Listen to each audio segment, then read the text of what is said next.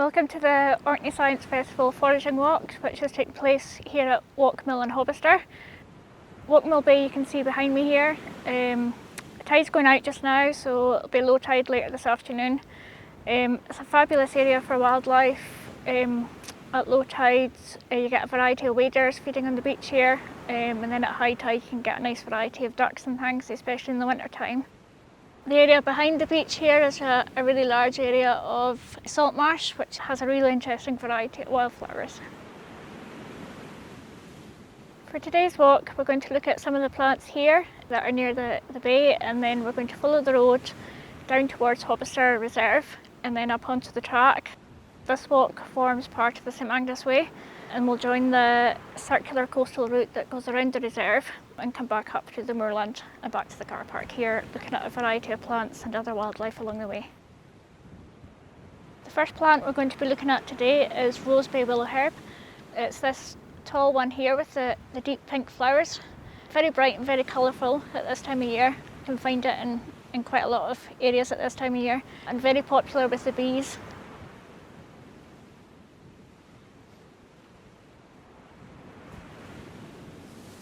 There is a nice one, Anna. It's great. Look at this tall, majestic plant. Fantastic. One of my favourites, Rose Bay Willow herb. Look at it, it's spectacular. It's not actually a native of here. This one is Chameleon Angustifullium, which means narrow leaf, called Rose Bay Willow herb because it looks like willow leaves. When you have a young shoots coming out from the ground, and you can just pull them off, they snap very easily, and you can use them instead of asparagus. And gently saute in butter, give it a little bit of a garlic, pepper and salt, and they're really nice. And the young leaves, again, from those young shoots, they're very rich in vitamin C. And the young shoots, it can be used in pesto or other wild dips. Absolutely fantastic. Again, bit of garlic, lemon juice, delicious. A few of this in a salad. Beautiful. Why not? Absolutely. Cocktails. Ice cubes. It's also medicinal. I mean, it's very rich in vitamin C, and it's astringent, which is probably why it makes good tea as well. But the astringency, the tannins in it, make it a very good anti-inflammatory for sore throats, for stomach complaints. And we know about this from the Native American traditions, and we think it's come here from North America. Also, I'm not sure what can you smell. For me, it's a sorrel. It's got a kind of acidity to it, hasn't it? But there's a sweetness too, and almost kind of malty. I'm pretty sure that there are many other uses, but these flowers you could pretty easily extract the flavor and the color of it, just dipping it in a sugary water to make it cordials, or ferment it and make a champagne. Absolutely. Yeah, again, Rose Bay Willow herb. And very prevalent in Orkney too. So there you go.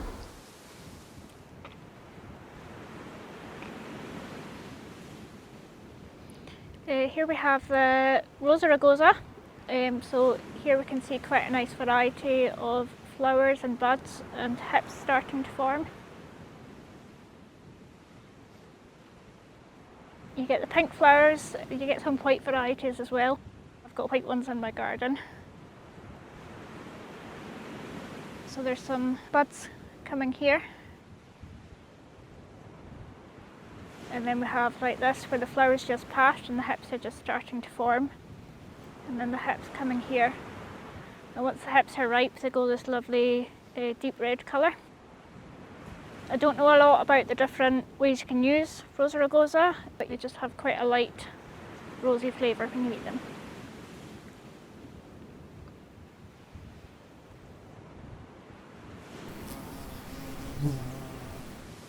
Okay, so if you want to come a bit closer again, we can look at this beauty here. This is wild rose or dog rose, known as Rosa canina. And the reason I can see that actually, what I'm looking for, if you like, are these scrambling, sort of arching over branches here, which have got these evident thorns that are, kind of reddish brownish colour, very obvious. Okay, other species have much more finer and much more dense thorns all the way along.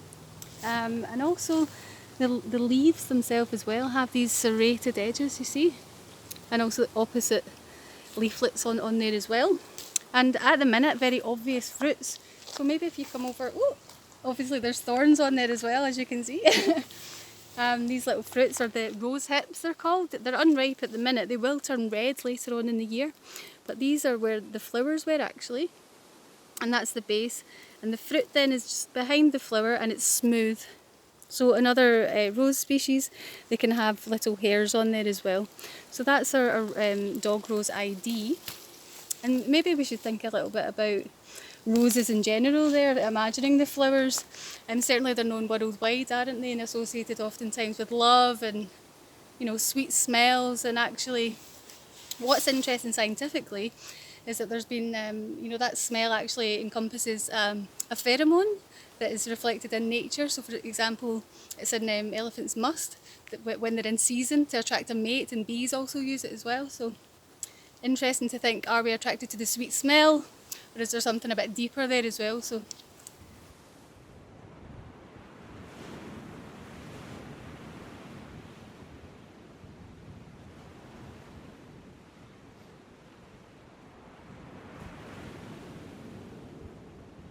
So here on our left, we have Scapa Flow. It's a really sheltered kind of natural harbour, rich in wartime history from both the First and the Second World Wars, and there's obviously a lot of wrecks underwater. It's very popular with divers coming here on holiday. Now you're just likely to see the tankers that come in. They come here either to visit the old terminal at Flotta or to do the ship-to-ship transfers. There's one sitting out there just behind me. And then we also have some rigs in at the moment. The rigs just come in for safety and maintenance checks because it is such a sheltered area. This area is really rich in wildlife throughout the year. At this time of year in the summer months, there's a lot of fulmars flying around the coast. You get bonxies flying past, a lot of gulls. There's red-throated divers flying around, and the red-throated divers are out in the sea, and they do breed up in the pools behind me here as well. In the winter time, Scapa Flow is really important for birds that overwinter here, and they come down from the north, so from the Arctic and Iceland. So things like great northern divers, black-throated divers, the red-throated divers as well. You also get long-tailed ducks here, golden eyes and Slavonian grebes. So it's a really important area for wildlife throughout the year.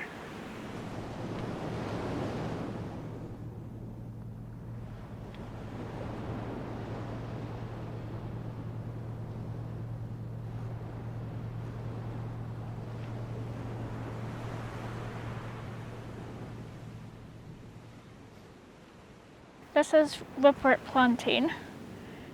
So you can see here the flower heads.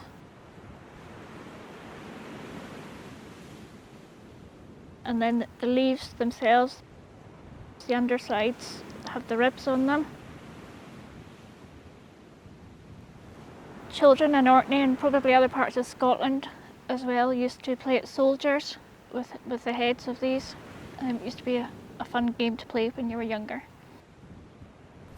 okay, so if you'd like to join us just down here a little bit, you can zoom in and look at this very common wonderful plant. It's known as Redwater Plantain. And first of all, if you look at these beautiful seed heads on these lovely long stalks, often referred to as soldiers, where kids would sword fight and even sort of pop these little seed heads at each other. And actually the little heads, the flowers, earlier on in the year taste like mushroom, which is really an interesting flavour. And just now, these lovely little seed heads are full of nutrition as well. I don't know if you can get a close look in. Might take you a while to get lots of them, but certainly you can make them into breads and all sorts of different things. Very nutritious. So that's the seed head, but it's important as well to get your eye into why is it called Redwater Plantain. So if I pick a leaf here, you can also notice why. You can see the ribs there. You see that? All the way along. So that's where it gets its name. The other type of plantain is the broadleaf one, so it's much more sort of flatter and broader looking, of course. And both have got similar properties as well. Traditionally, this has been quoted in many of the many books I've noticed, especially in Scottish Highlands. So yeah, there's so many uses for this plant that certainly they're full of tannins and mucilage, so very soothing, actually soothing properties as well as anti-inflammatory. So it's a very well used plant and often overlooked actually, but right underfoot, so take notice.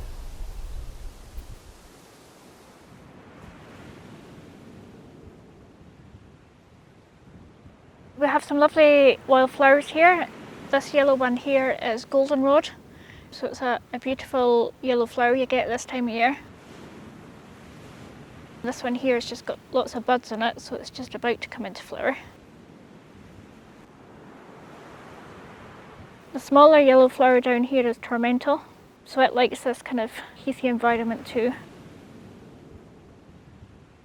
And then this here is Woodrush, and you get quite a lot of it growing in this area. This lovely bluey purple flower, it's one of the last flowers to come in Orkney, so it's a kind of late summer flower. It's called Devil's Bit Scabious. So it's this beautiful bluey purpley colour. So this is it in flower, and then we also have it here in bud just before it flowers.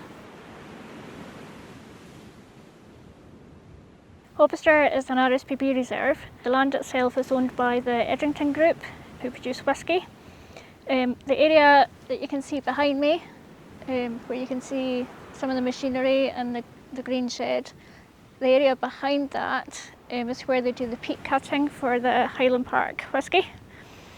In terms of the wildlife on the reserve, it's a really good place for seeing hen harriers, curlews, skylarks in the spring.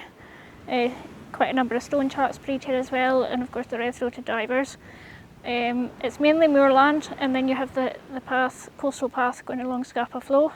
And along the coastline you can see fulmars, black guillemots, the great skuas, and also divers and other ducks in the flow.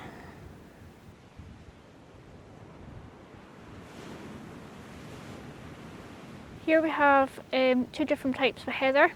So you've got the bell heather here, which is this deeper pinky purple.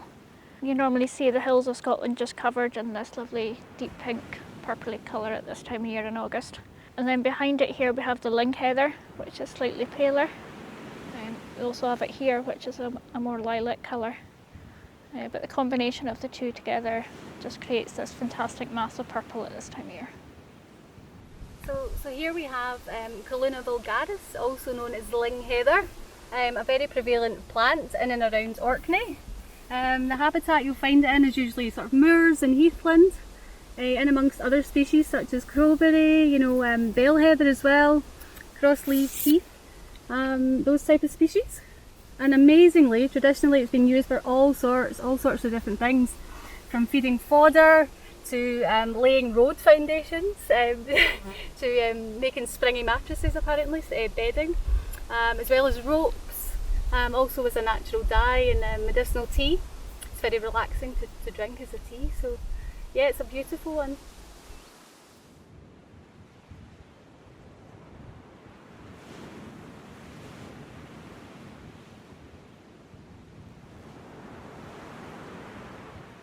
We're just coming to the end of our walk now, and we're just about to make our way back to the road and the car park. We'd like to thank you for joining us on our walk today, and we hope that you'll be able to visit Orkney for yourselves sometime soon when it's safe to do so.